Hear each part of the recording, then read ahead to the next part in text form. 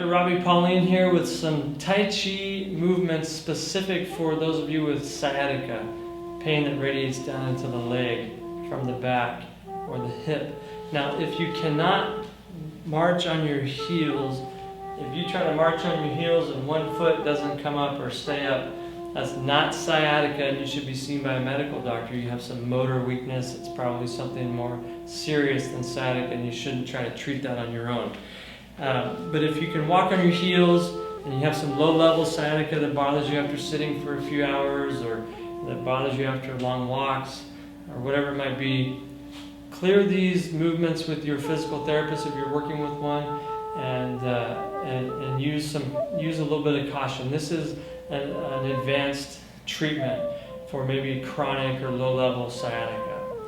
If you're fresh or acute pain is aggravated by these movements, I would recommend stopping them and consulting with your physical therapist.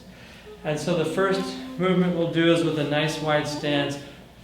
Weight on your heels with your hips just a little bit behind you.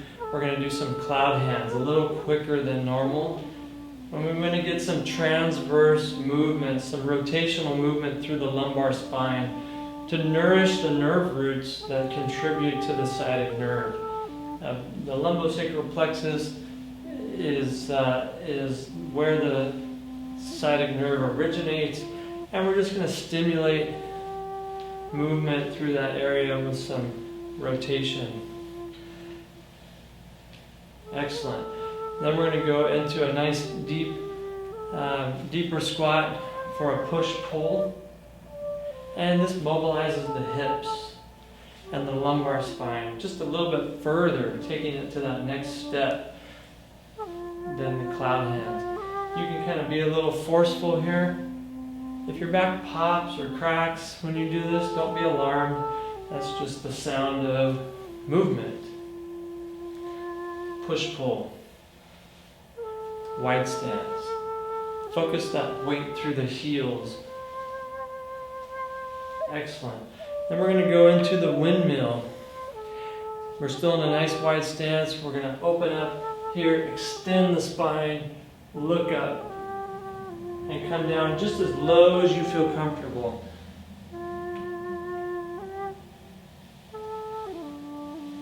We'll do 4 in each direction. 3, 4, and to the other side. You will maybe feel some of your symptoms in your leg, that tightness in your hamstring, maybe even tightness in the outside of your foot while you're doing this movement, and that is okay unless that sensation is, goes beyond the movement. It should be something like a stretch on and a stretch off. It shouldn't be like pain on that persists beyond that movement. The next one, we're going to go down into a nice deep squat. Point your toes outward and find the sweet spot. How much width you need so you can come down into your deepest squat. And we're going to just kind of rest here for a second and drop your hands down to the floor and see how far you can get with extending the knees before you start to come up.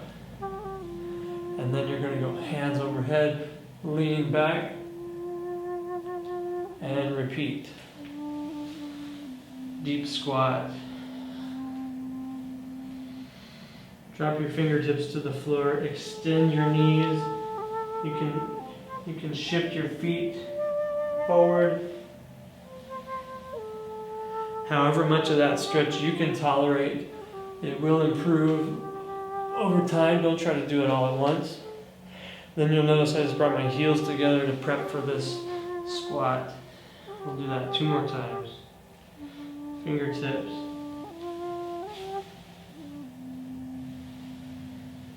Breathe in. Extend your spine. Last one.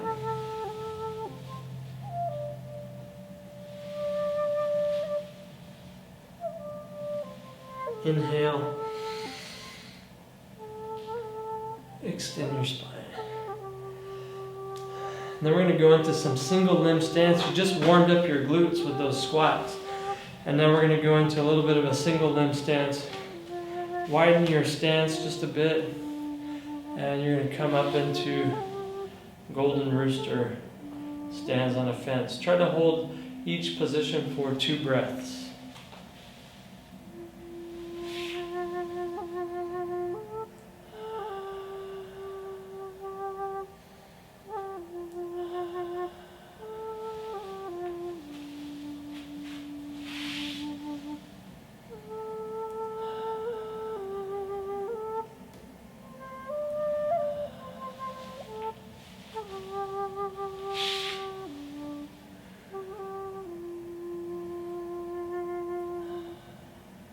Good. After golden rooster, we're going to push the tiger up the mountain. And this is going to be a nice mobilization for the front of the hip, helping lumbar spine extension, which is an important movement to alleviate some of that disc irritation perhaps. And so we're going to shift our weight forward onto our front leg, bring our trunk towards the knee. We'll be getting some real good glute activity here. We're going to curl up our arms and then push the tiger up the mountain 4 times. Push and extend the spine. You'll feel a nice hip flexor stretch likely. You might feel a calf stretch on this back leg. If your feet are too far away from you, bring them in so you can feel that calf stretch. You'll likely feel some heat in the glute of your front leg. And that's a little bit of what we're looking for. You're getting 2 for 1 here with the stretch on the back leg and the strengthening of the front leg.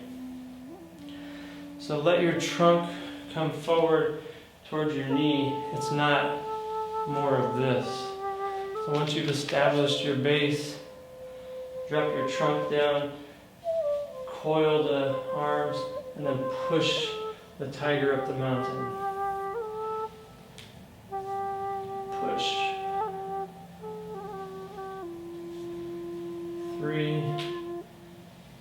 and 4. These are excellent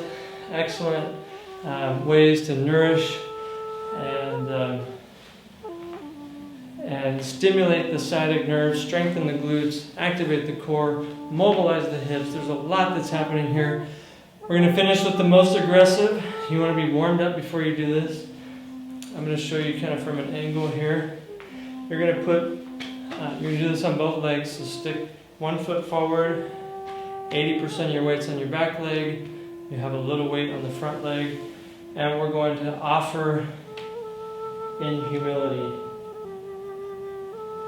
And what you'll feel is a nice hip flexor stretch here and a nice hamstring stretch as you come forward. 2, 3. I can feel that all the way down to my peroneal nerve, the nerve on the outside of the leg, even into my pinky toe. And so you might just be here. You know, just work within your tolerance and make sure that you can walk away from this practice without flaring up your symptoms. So we put our weight to the back leg, front leg stays firmly rooted, planted, and we come into an offering. A bow. Again, that bringing the chest forward, not just sinking down at the butt, but hinging at the hips is really important to get the glute activity that we need. If you can't feel that hip flexor stretch, take a step back.